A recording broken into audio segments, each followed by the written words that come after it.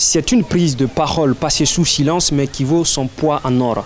À la tribune des Nations Unies et dans un discours marquant, le président sénégalais a décrit des enjeux cruciaux qui préoccupent non seulement le continent africain mais également l'ensemble de la communauté internationale.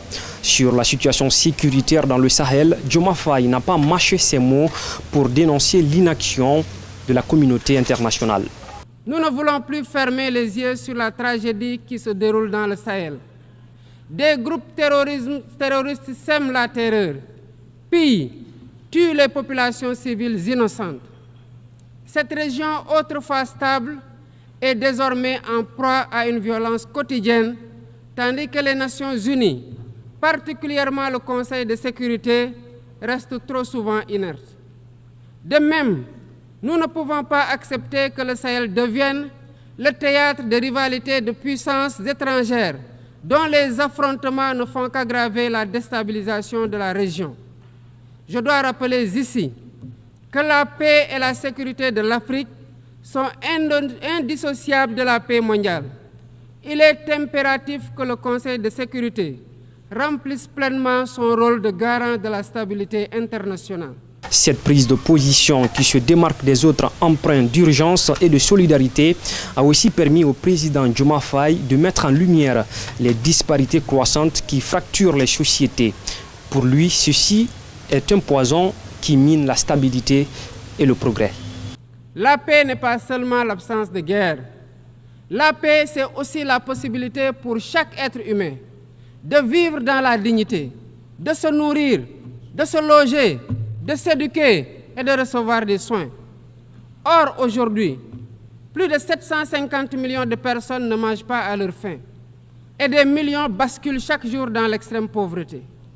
Ces chiffres éloignent de plus en plus le monde des objectifs de développement durable fixés pour 2030.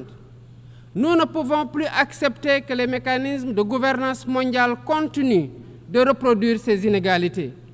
Il est alors temps de rompre avec la logique du chacun pour soi et de bâtir un nouveau contrat social global fondé sur la solidarité et la coopération. Un des points culminants du discours a été l'appel à la réforme des institutions internationales. Pour le président sénégalais, sans réforme significative, le dialogue international pourrait rester superficiel et déséquilibré, laissant les voix les plus marginalisées en dehors des décisions cruciales. Ainsi, les organisations comme l'ONU doivent évoluer pour refléter la réalité d'un monde multipolaire. Ce contrat doit inclure des réformes majeures pour s'attaquer aux défis politiques, économiques, environnementaux de notre époque.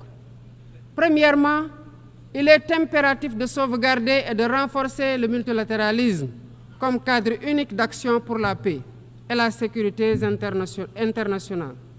Cela passe par une réforme urgente des institutions mondiales, notamment le Conseil de sécurité, le FMI, la Banque mondiale, afin qu'elles soient plus inclusives et qu'elles reflètent les réalités géopolitiques et économiques actuelles.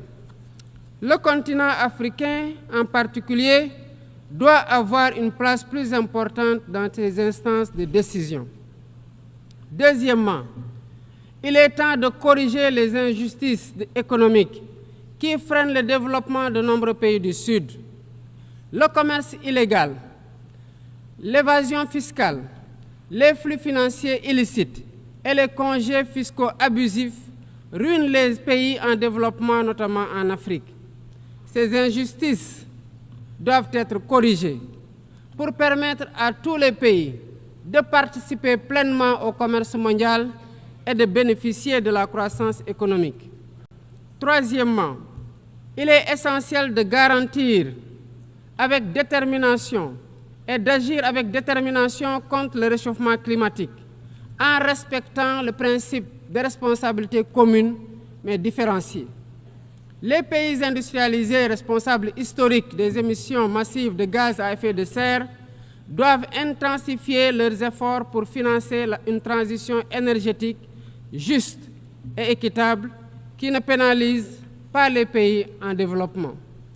Nous devons impérativement protéger notre planète sans sacrifier les droits des nations les plus vulnérables à poursuivre leur développement. Quatrièmement, il est nécessaire de rompre avec toute tentative d'imposer des normes civilisationnelles unilatérales. Pour clore son allocution, le chef de l'État du Sénégal a affirmé qu'aucun pays, aussi puissant soit-il, ne peut relever seul les défis qui menacent l'humanité. Ces paroles résonnent donc comme un manifeste pour un monde plus juste et sûr, rappelant à chacun un sens de responsabilité collective face aux enjeux mondiaux pressants.